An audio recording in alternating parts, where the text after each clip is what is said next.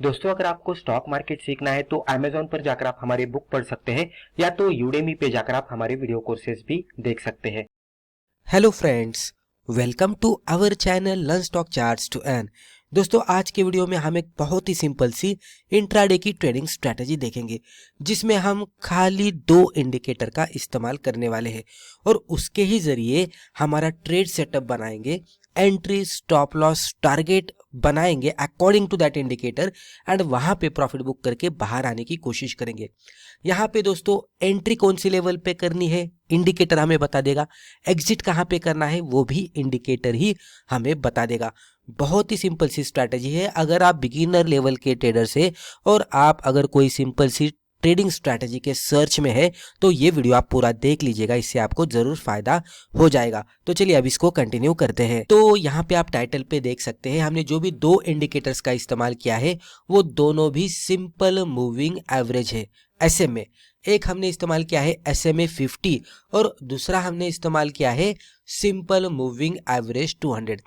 दोस्तों, एक बात आपको ध्यान में रखनी है कि जब भी आप चार्ट पे मोर देन वन इंडिकेटर इस्तेमाल करते हैं, यानी कि दो या दो से ज़्यादा जब भी आप इंडिकेटर्स इस्तेमाल करते हैं तो आपको पहले ये समझना होगा कि जो भी इंडिकेटर्स आपने चार्ट पे ड्रॉ किए हैं वो एक दूसरे के कंपैटिबल है क्या, एक दूसरे के साथ किस तरह से सिग्नल देते हैं। अगर आपको कंपैटिबिलिटी दिखती है इंडिकेटर्स में जितने भी आपने यूज़ किए हैं उसके अंदर, तो आप उसका इस्तेमाल कर सकते हैं। अगर आपको कंपैटिबिलिटी नहीं दिख रही है, लग रहा है कि एक इंडिकेटर आपको सही से सिग्नल दे रहा है, उसी टाइम पे अदर इंडिकेटर उसको फॉलो नहीं कर रहा है, थोड़ा नॉइज नजर आ रहा है, तो उस तरह के सिचुएशन में वो इंडिकेटर्स का कॉम्बिनेशन नहीं करना चाहिए। तो कंपैटिबिलिटी देखकर ही इंडिकेटर्स का कॉम्बिनेशन करना चाहिए। तो जो भी हमने यहाँ पे इंडिकेटर्स का इस्तेमाल किया है वो तो पहली बात तो दोनों भी सिंपल मूविंग एवरेजेस है, तो दोनों भी सिंपल मूविंग एवरेज यानी कि कैलकुलेशन करने का तरीका तो एक ही है। सिंपल मूविंग एवरेज जिस तरह से ड्रॉ होता है तो वो कैलकुलेशन करने का तरीका एक ही है, लेकिन हमने यहाँ पे जो मूविंग एवरेज का पीरियड है उसको चेंज किया है। एक हमने मूविंग एवरेज लिया है शॉर्ट टर्म का और एक मूविंग एवरेज लिया है लॉन्ग टर्म का। SMA 50 शॉर्ट टर्म का है और SMA 200 लॉन्ग टर्म का है। तो दोनों भी एक दूसरे के कंपैटिबल है, बहुत ही बढ़िया तरीके से वर्कआउट होते हैं। मल्टीपल चार्ट पे अगर आप ये दोनों भी इंडिकेटर ड्रॉ करके देखेंगे तो आपको ये देखने को मिलेगा कि स्टॉक SMA 50 पे मल्टीपल टाइम्स सपोर्ट और रेजिस्टेंस लेता हुआ दिख रहा है और उसी के साथ SMA 200 पे भी stock multiple times support and resistance लेता हुआ दिख रहा है। तो ये दो ऐसे इंडिकेटर्स है कि बहुत ही बढ़िया तरीके से वर्कआउट होते हैं।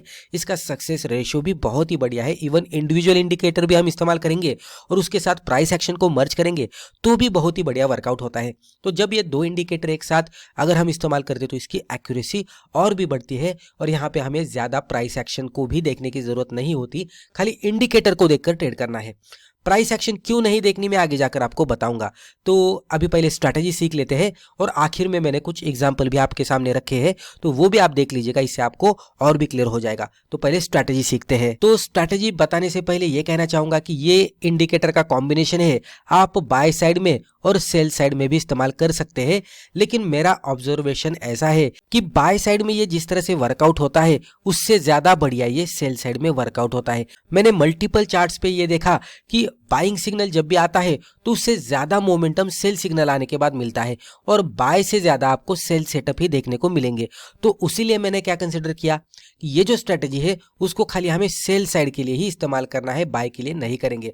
तो आप ये भी देख लीजिएगा कि बाय और सेल में दोनों भी इस्तेमाल कर सकते हैं, लेकिन सेल साइड की एक्यूरेसी और मोमेंटम बढ़िया होता है। क्योंकि दोस्तों आपने देखा होगा कि अगर कोई मार्केट में फॉल आता है तो बहुत ही तेजी से आता है और जब भी मार्केट ऊपर जाता है तो स्लोली स्लोली ऊपर जाता है। तो इस तरह से मार्केट होता है। तो मल्टीपल टाइम्स आपको फॉल तेजी के साथ आता हुआ दिखेगा और जो अपसाइड में मूवमेंट आती है वो धीरे धीरे आती है। तो उसके लिए हमें क्या करना है, इंट्राडे में ट्रेड कर रहे हैं तो हमें धीरे धीरे नहीं, मोमेंटम के साथ ही जाना है। तो उसके लिए अगर सेल साइड को ही देखकर ट्रेड करेंगे तो थोड़ा बेहतर होता है, राइट। तो इसलिए हमें ये जो स्ट्रेटेजी है सेल साइड के अकॉर्डिंग देखनी है। तो पहले क्या करना है, अभी मैं दो मूविंग एवरेज को ड्रॉ करता हूं। कंसिडर कीजिए कि ये ब्लू वाला है SMA 50 इस तरह से है और ये पिंक वाला जो है SMA 200 है, ये इस तरह से है। अभी एक बात आपको समझनी है कि जब भी SMA 50 ऊपर होता है और SMA 200 नीचे होता है तो इसका मतलब यही है कि स्टॉक अच्छे खासे अप ट्रेंड में ट्रेड कर रहा है, राइट। तो स्टॉक तो अप ट्रेंड में ट्रेड कर रहा है, तो प्राइसेस SMA 50 के ऊपर होने चाहिए। ये ऊपर के प्राइसेस धीरे धीरे क्या करते हैं, SMA 50 को ब्रेक डाउन देते हैं, यानी कि इसमें जो अपसाइड का मोमेंटम है ये खत्म होने का इंडिकेशन हमें मिलता है। कोई अच्छी खासी ब्रेकडाउन वाली कैंडल मिलेगी तो ये हमें सेल का इंडिकेशन देती है। अभी जब भी ये सिचुएशन देखने को मिलती है कि SMA 200 नीचे है, SMA 50 उसके ऊपर है और प्राइस चार्ट उसके भी ऊपर है। यहाँ पे और एक बात हमें ध्यान में रखनी है कि SMA 50 और SMA 200 का जो डिस्टेंस है इन बिटवीन का, वो थोड़ा अच्छा खासा बढ़िया होना चाहिए, क्योंकि जितना ज़्यादा डिस्टेंस रहेगा उतना ज़्यादा हमें टारगेट मिलेगा। क्योंकि अभी एंट्री एग्जिट किस तरह से करनी है मैं आपको बताऊंगा। अभी जब भी ये यहाँ पे ब्रेक डाउन मिलता है तो ये लो के नीचे सेल करना है, हाई के ऊपर स्टॉप लॉस लगाना है, राइट। कैंडल के अकॉर्डिंग हमें एंट्री और स्टॉप लॉस का तो पता लग गया। अभी टारगेट किस तरह से डिफाइन करना है, तो टारगेट के लिए सिंपली हमें प्राइसेस को आने देना है SMA 200 पे। जब भी प्राइसेस SMA 200 को हिट करेगी हम एग्जिट करेंगे। तो टारगेट हमें SMA 200 ही बताने वाला है।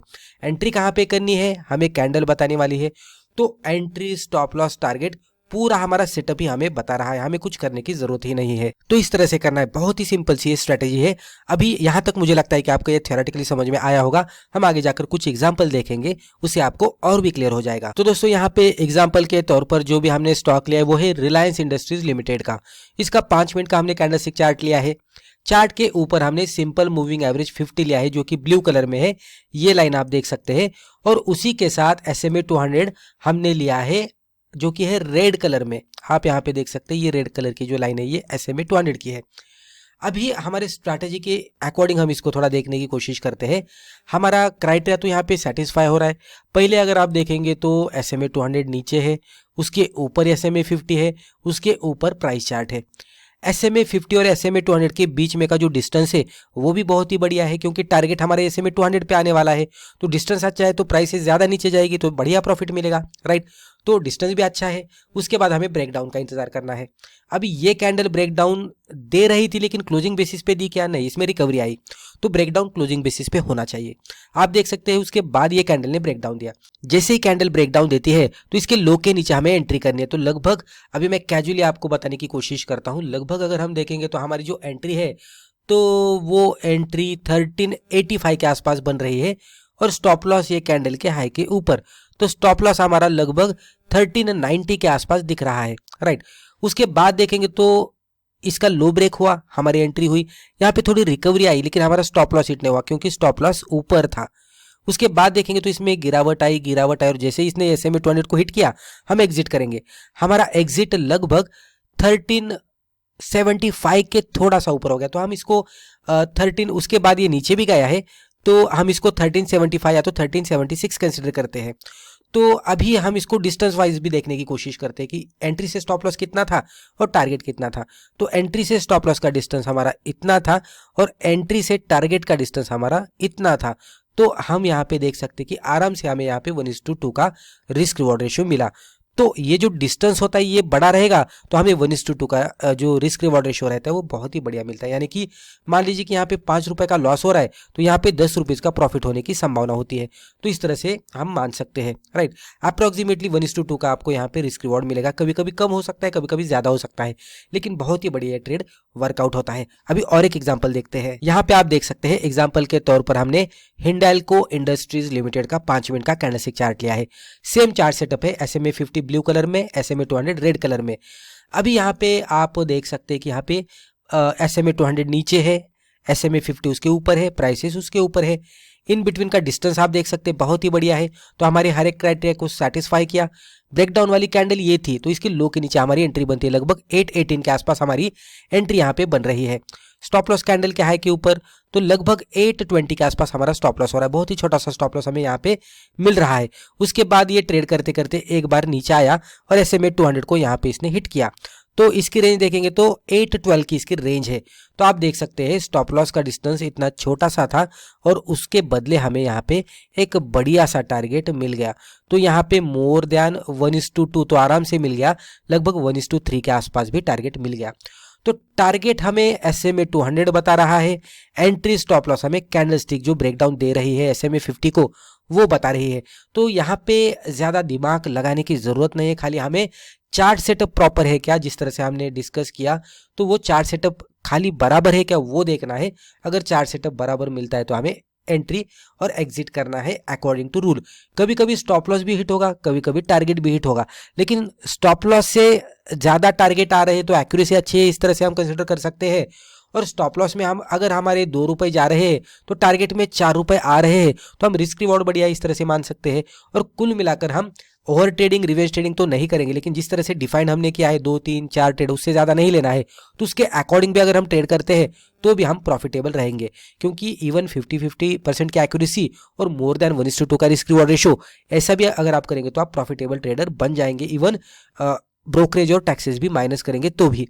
तो इस तरह से करना है। तो दोस्तों मुझे लगता है कि ये रिस्पेक्टिव वीडियो में हमने जो भी स्ट्रैटेजी आपके साथ डिस्कस की उससे आपको जरूर फायदा हुआ होगा। दोस्तों वीडियो पसंद आया तो वीडियो को लाइक जरूर कीजिएगा, और उसी के साथ चैनल पे नए हैं तो चैनल को सब्सक्राइब करके बेल आइकन को क्लिक करके ऑल नोटिफिकेशंस को भी क्लिक जरूर कीजिएगा। Thank you.